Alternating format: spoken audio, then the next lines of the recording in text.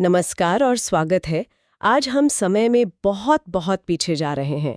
उस दौर में जब इतिहास लिखा नहीं जाता था बल्कि पत्थरों पर जिया जाता था।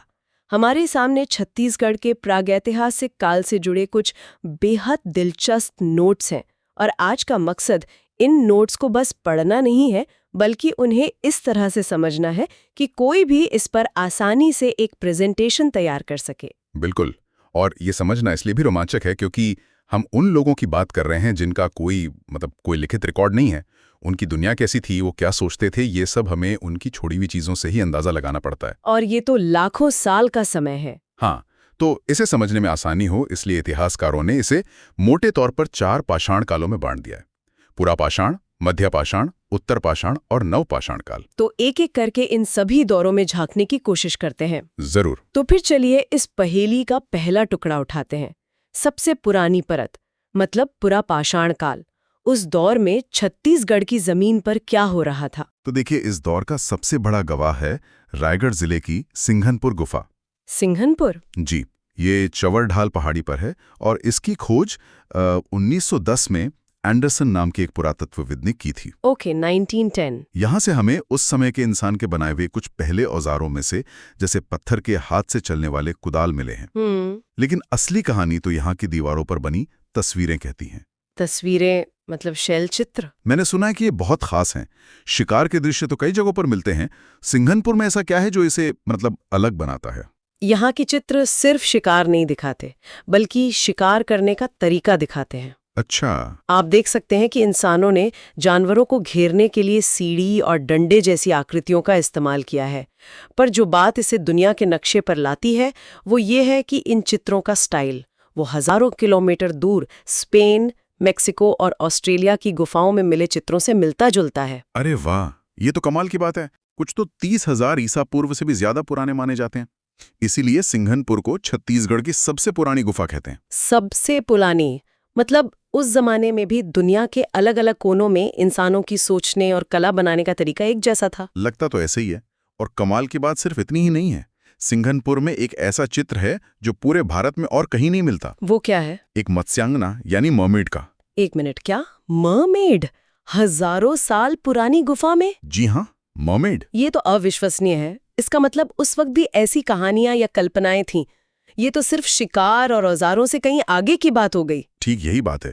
ये उनकी कल्पना की दुनिया में झांकने जैसा है। वो सिर्फ वो नहीं बना रहे थे जो वो देखते थे, बल्कि वो भी बना रहे थे जो वो सोचते थे, कल्पना करते थे। और इसी गुफा में एक प्रागैतिहासिक मानव यानी एपमैन का भी चित्र है जो इसे और भी खास बना देता है। तो पुरा पाषाण काल के इंसान वो बड़े जानवरों का शिकार कर रहे थे, मजबूत औजार बना रहे थे और उनकी कल्पना की उड़ान भी काफी ऊंची थी। लेकिन समय के साथ सब कुछ बदलता है। तो क्या उनके औजार और जीवन शैली हमेशा एक जैसी ही रहे या कुछ बदलाव भी आए? बदलाव तो आया और बहुत बड़ा आया। अगला दौर है मध्य पाषाण काल। इस समय तक इंसान समझ चुका था कि बड़े और भारी औजारों से हर काम नहीं हो सकता। सही बात है। तो उसने छोटे, ज्यादा पैने और कारगर औजार बनाने शुरू किए। इसका सबसे अच्छा उदाहरण मिलता है रायगढ़ के ही कबरा पहाड़ में। कबरा पहाड़? हाँ, यहाँ आधे चांद के आकार के अर्धचंद्राकार छोटे छोटे पत्थर के औजार मिले हैं। तो औजार बेहतर हो गए। इसका उनकी कला पे क्या असर पड़ा? क्या कबरा पहाड़ की गुफाओं में हमें सिंघनपुर से कुछ अलग देखने को मिलता है? बिल्कुल अलग। कबरा पहाड़ की कला ज्यादा जीवंत लगती है, ज्यादा डिटेल्ड। यहाँ की सबसे प्रसिद्ध पेंटिंग लाल रंग से बनी एक छिपकली की है। अच्छा। साथ ही घड़ियाल और सांभर के चित्र भी हैं। लेकिन एक चित्र है जो उस समय के समाज के बारे में कुछ कहता है। वो कौन सा? इंसानों का एक समूह जो एक लाइन में कहीं जा रहा है। ऐसा लगता है जैसे कोई सामूहिक गतिविधि हो रही हो, जो सिंघनपुर में हमें उतनी स्पष्ट नहीं दिखती। दिलचस्प है। और इसके बाद उत्तर पाषाण काल का जिक्र है।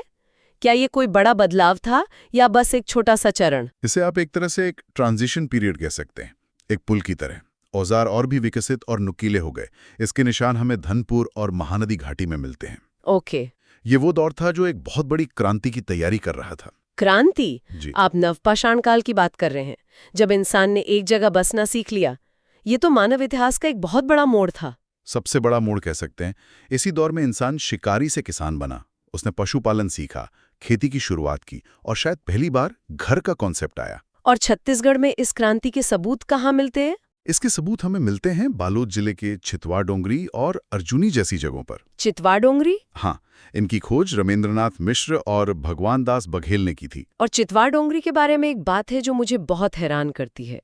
वहां के शैल चित्रों में एक चीनी ड्रैगन जैसी आकृति मिली है। अब छत्तीसगढ़ की एक प्राचीन गुफा में हजारों साल पहले एक चीनी ड्रैगन क्या कर रहा है? हाँ, ये सवाल आज भी पुरातत्वविदों को उलझाए हुए हैं। देखिए, एक संभावना तो ये है कि यह सिर्फ एक कल्पना है जो उस समय के इंसानों की अद्भुत सोच को दिखाती है। लेकिन दूसरी संभावना कहीं ज्यादा रोमांचक है। वो क्या? क्या कोई व्यापारी या घोंटू समुदाय हजारों साल पहले इतनी दूर तक सफर कर रहा था? क्या उस समय भी ऐसे रास्ते थे जो सभ्यताओं को जोड़ते थे? अगर ऐसा था तो हमारा इतिहास का नजरिया ही बदल जाता है। बिल्कुल। हम जिसे प्राचीन और अलग थलग दुनिया समझते हैं, हो सकता है वो कहीं ज्यादा जुड़ी हुई थी। और वहां एक नाविक का भी चित्र है जो इस दूसरी संभावना को और मजबूत करता है। सही कहा। ये वाकई सोचने वाली बात है। अच्छा, पाषाण काल के बाद एक और दौर का जिक्र आता है, महापाषाण युगीन संस्कृति। ये महापाषाण क्या है? महापाषाण का सीधा सा मतलब है बड़ा पत्थर। इस संस्कृति के लोगों का अंतिम संस्कार का एक खास तरीका था। उस शवों को दफनाने के बाद उनकी कब्र के ऊपर बड़े बड़े पत्थर रख देते थे, एक स्मारक की तरह। अच्छा, तो ये स्मारक हमें बताते हैं कि वो मृत्यु के बाद के जीवन के बारे में कुछ खास विश्वास रखते थे? शायद। और छत्तीसगढ़ में इसके निशान मिले हैं, बालोद जिले के धनौरा गांव में। धनौरा। और ये सुनकर आप हैरान हो जाएंगे कि वहां एक ही जगह से 500 ऐसे महापाषाण स्मारक मिले हैं। 500? एक ही जगह पर। जी हाँ, 500। ये तो कोई छोटा मोटा गांव नहीं, बल्कि एक बहुत बड़ा कब्रिस्तान या कोई महत्वपूर्ण धार्मिक स्थल रहा होगा। बिल्कुल। इन स्मारकों की खुदाई में औजारों के अलावा और क्या मिला? यही तो अगली बड़ी कहानी है। इन कब्रों से हमें लोहे के उपकरण और मिट्टी के बर्तन मिले हैं। लोहे के उपकरण? इसका मतलब ये लोग लोहे को गलाने और उससे औजार बनाने की तकनीक जानते थे। वाह! ये पाषाण युग से लौह युग में प्रवेश का एक पक्का सबूत है। बालोद के ही पास करका भाटा में तो पत्थर के ऊंचे ऊंचे स्तंभ भी मिले हैं, जिन्हें मेनेर कहते हैं। मेनहिर? हाँ, ये शायद किसी खास व्यक्ति की याद में या किसी सीमा को चिन्हित करने के लिए लगाए गए होंगे। तो हमने पाषाण काल से लौह युग तक का सफर तय कर लिया। अगर हम वापस शैल चित्रों पर लौटें, क्योंकि वो सबसे ज्यादा आकर्षक लगते हैं, तो किसी को अपनी प्रेजेंटेशन के लिए कौन-कौन सी खास जगहों को याद रखना चाहिए? इसे आप एक प्राचीन आर्ट गैलरी की तरह देख सकते हैं। ठीक है। सबसे ज्यादा पेंटिंग्स तो रायगढ़ जिले में ही मिली हैं, इसीलिए उसे शैलाश्रयों का जिला भी कहते हैं। इस गैलरी में हर जगह कुछ अलग है। जैसे भंवरखोल की गुफा में आपको स्वास्तिक का चिन्ह मिलेगा। स्वास्तिक? हाँ।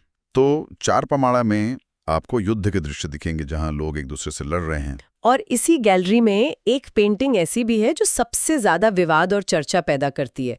कांकेर के चारामा से मिली वो तस्वीरें। हाँ, चारामा की तस्वीरें। यहाँ के शैल चित्रों में कुछ ऐसी आकृतियां बनी हैं जिनके सिर बड़े हैं, शरीर अजीब है और उन्होंने कुछ ऐसा पहना है जो आज के स्पेस सूट जैसा लगता है। और इन आकृतियों के मुंह और नाक भी नहीं है। एलियंस? ये सुनने में तो किसी साइंस फिक्शन फिल्म जैसा लगता है। क्या पुरातत्वविद सच में इसे एलियन से जोड़ते हैं या ये सिर्फ एक लोकप्रिय थ्योरी है? देखिए, ज्यादातर इतिहासकार इसे एलियंस की थ्योरी नहीं मानते। तो फिर इसका कोई और तार्किक स्पष्टीकरण? उनका मानना है कि ये शायद किसी खास तरह की वेशभूषा पहने हुए शामे या तांत्रिकों का चित्र हो सकता है। अच्छा। जो किसी धार्मिक अनुष्ठान का हिस्सा हो।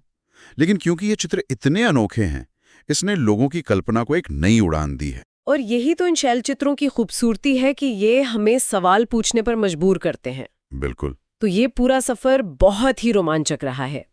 अगर हमें इस पूरी चर्चा के सबसे जरूरी हिस्सों को एक जगह समेटना हो, वो की टेकअवेज जो किसी के प्रेजेंटेशन के लिए परफेक्ट हो, तो वो क्या होंगे? जरूर, ये एक अच्छा तरीका है इसे याद रखने का।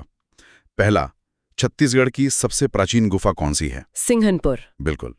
दूसरा, सबसे ज्यादा शैलचित्र किस जिले में मिले हैं? रायगढ़। सही। तीसरा, किस जगह से हमें सबसे ज्यादा पुरातात्विक जानकारी मिली है? वो है कबरा पहाड़, जहां औजार और चित्र दोनों भरपूर मात्रा में हैं। और वो चौंकाने वाले तथ्य? चौथा, एक ही जगह पर 500 महापाषाण स्मारक कहाँ मिले? धनौरा, बालोद में। एकदम सही।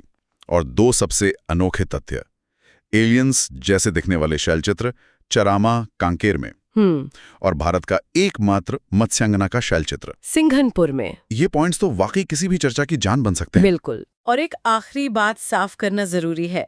हम अक्सर सिंधु घाटी सभ्यता के बारे में पढ़ते हैं जो आद्य ऐतिहासिक काल में आती है। मतलब वो समय जब लिखावट तो थी पर हम उसे पढ़ नहीं पाए हैं।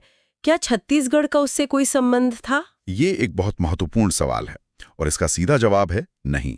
अभी तक के शोध के हिसाब से छत्तीसगढ़ में सिंधु घाटी सभ्यता का कोई भी सीधा साक्ष्य नहीं मिला है। तो ये क्षेत्र उस समय अपनी एक अलग मौलिक संस्कृति विकसित कर रहा था। हाँ, एक तरह से। तो ये थी छत्तीसगढ़ की उस अनदेखे अतीत की कहानी। सिंघनपुर की गुफाओं में जलती मशाल की रोशनी में चित्र बनाते पहले कलाकार से लेकर धनौरा में अपने पूर्वजों के लिए विशाल पत्थर खड़े करने वाले लौह युग के लोगों तक। ये साफ है कि ये जमीन हजारों सालों से इंसानी जज्बे और कल्पना का कैनवास रही है। बिल्कुल। ये शैलचित्र और औजार सिर्फ पत्थर या मिट्टी के टुकड़े नहीं हैं। ये टाइम कैप्सूल हैं। ये हमें उस दौर के इंसानों के दिमाग में झांकने का मौका देते हैं।